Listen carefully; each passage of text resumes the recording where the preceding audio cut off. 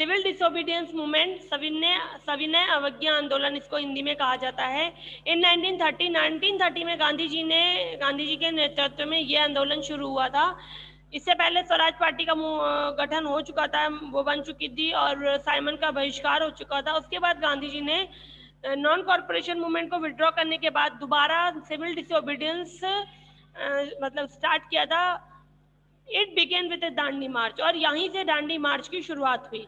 The movement was similar to the non, और जो ये डिसओबीडियंस मूवमेंट था ये नॉन कॉर्पोरेशन मूवमेंट के सेम ही था, जिसमें लोगों को, पूरे देश के जो लोग थे उन्होंने पार्टिसिपेट किया। उन्होंने स्ट्राइक्स की, बाइकआउट्स किए स्कूल और ऑफिसेस को, प्रोटेस्ट किया ब्रिटिश गुड्स के खिलाफ, और non payment taxes to the end non payment of taxes to the government, और सरकार को पेमेंट भी, टैक्स का पेमेंट भी नहीं किया। The Dandi march was known as a salt march। Dandi march को नमक आंदोलन के नाम से भी जाना जाता है। बहुत जगह पे आपको नमक तोड़ो का आंदोलन भी बताया जा सकता है। As its purpose was to oppose the salt tax, और इसका मुख्य पर्पस था, एम था सॉल्ट टैक्स को तोड़ना। ब्रिटिश ने जो नमक था उसके ऊपर टैक्स लगा दिया था, और बहुत ज्यादा मात्रा में, जो अमीर और गरीब दोनों को अफेक्ट कर रहा था। और नमक एक ऐसी चीज, बहुत जरूरी चीज थी, जिसके बिना खाना पॉसिबल नहीं था। ये उन्होंने गलत वो किया, एक उनकी चाल थी सताने की, या हमारी सहनशीलता की परीक्षा लेने की, कि कहीं ना कहीं तो हम पेमेंट करेंगे ना, नमक के लिए करेंगे। और बहुत ज्यादा हाई रेट था टैक्स जो उस पर था। चुटकी भर नमक की कीमत तब बहुत ज्यादा उस वक्त हो गई थी। तब 12 मार्च 1930 को गांधी जी ने दांडी मार्च साबरमती से दांडी तक का शुरू किया था। दांडी एक छोटा सा गांव है गुजरात का। to pick up a handful of salt from the sea। Handful मतलब मुट्ठी भर नमक सबने बनाने की वहां पर कोशिश की।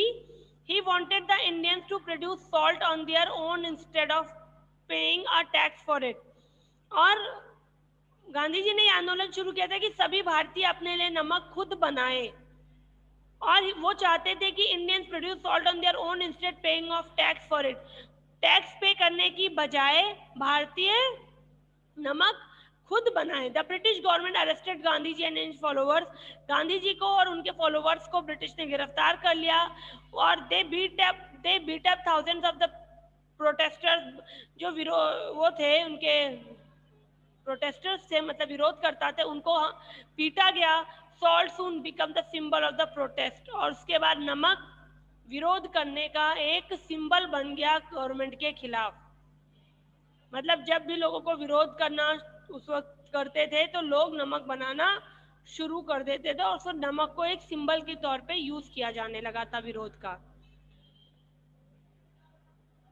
फिर आपका आता है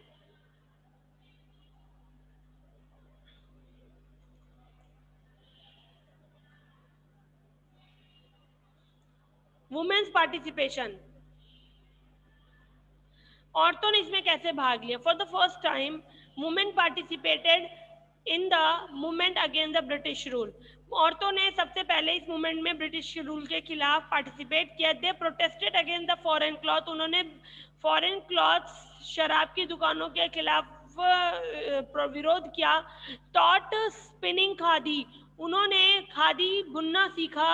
and served time in prison. और जेलों में भी अपना समय बिताया। Just like the man. जैसे आदमी कर रहे थे वैसा ही उन्होंने भी करना शुरू किया। उसके बाद होती है राउंड टेबल कॉन्फ्रेंस।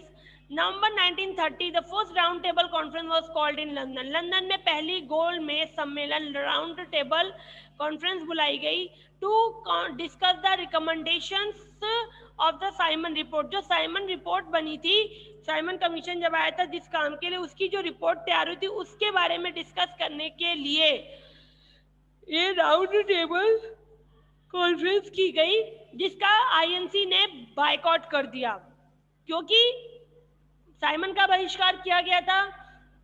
उसमें इंडिया का कोई भी प्रतिनिधि नहीं था, उसमें हमारी किसी भी रिकमेंडेशंस को सुनना नहीं था, हमारी तरफ से कोई बात नहीं करने वाला था, तो इसलिए उन्होंने उसका बहिष्कार किया। तो सेम एज इट इज कि इसमें क्या रिपोर्ट, ये सोचकर आईएनसी ने इसका भी बायकॉट कर दिया था।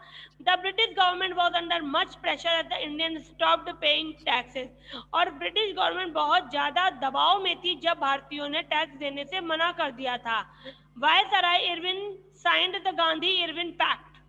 गांधी इरविन पैक्ट बहुत इंपॉर्टेंट वो है। उस वक्त के जो वायसराय थे इरविन ने गांधी जी के साथ एक गांधी इरविन पैक्ट को साइन किया था मार्च 1931 में। एक संधि साइन हुई थी promising to release political prisoners, और जिसमें उन्होंने प्रॉमिस किया था, प्लीज माइक ऑफ रखें, जिसमें उन्होंने प्रॉमिस किया था इरविन ने कि गांधी जी ने शर्त रखी थी कि आप जो भी हमारे पॉलिटिकल प्रिजनर हैं, जो भी हमारे राजनीतिक कैदी हैं, उन्हें छोड़ दीजिए। If Gandhi stopped the civil disobedience, मतलब गांधी जी अगर सिविल डिसोबीडियंस मूवमेंट को स्टॉप कर देते हैं, ये शर्त थी उस पर पैक्ट में, तो प्रॉमिस किया गया था कि वो पॉलिटिकल प्रिजनर्स को छोड़ देंगे। फिर इन सितंबर 1931 में Gandhi represented India in the second round table conference. Gandhi ji ने दूसरा गोलमेज सम्मेलन का आयोजन किया जिसमें वो मुख्य थे। द टॉक्स फेल्ड, वो भी बात फेल हो गई क्योंकि गांधी जी ने जो डिमांड थी, Gandhi refused to accept the demand made by the government. जो सरकार के द्वारा डिमांड्स की जा रही थी, गांधी जी ने उसको एक्सेप्ट करने से मना कर दिया था, इसलिए फर्स्ट वाली भी बायकॉट हुई, सेकंड वाली भी बायकॉट हो गई थी।